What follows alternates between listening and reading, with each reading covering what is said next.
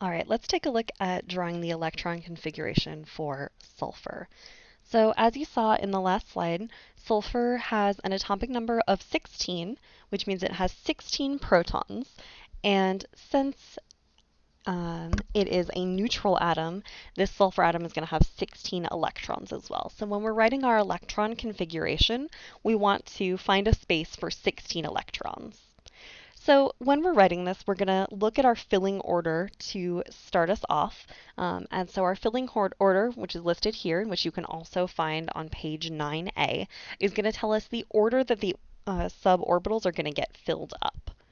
So what we're going to do for this is we're going to start with the 1s suborbital, since that's the first of our subshells that needs to get filled. So I'll write that 1s there. And then because it's an S-type shell, it can hold a maximum of 2 electrons. Remember, every type of subshell can hold a specific amount of electrons. S can hold 2, P can hold up to 6, D can hold up to 10, F can hold up to 14. So I'm going to write 1s2 here to show that this first subshell is filled up completely. It's holding its maximum, which is 2 electrons. So I found a space for 2 electrons, but sulfur has 16, so I've still got 14 more I've got to place, so I'll have to keep going. So next up, I'm going to look at the 2s as the next thing in my filling order. The 2s subshell is still an S kind, so it still can hold 2.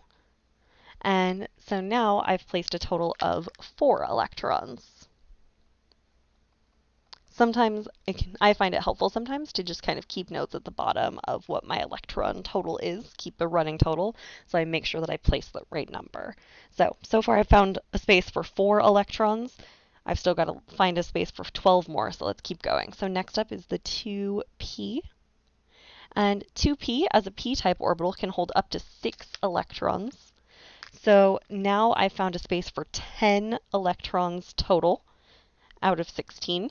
So I'm not quite done, got to keep going. My next orbital is the 3s orbital, and again, as an S, it can hold 2 electrons. And then next up will be the 3p.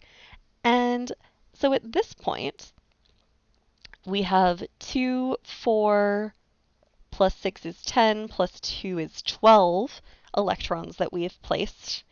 And we had a total of 16, which means we've got 4 more to do.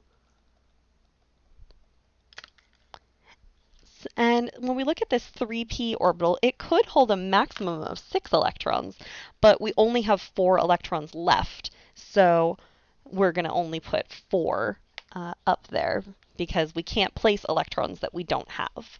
So this would be the full and complete electron configuration for sulfur. 1s2, 2s2, 2p6, 3s2, 3p4.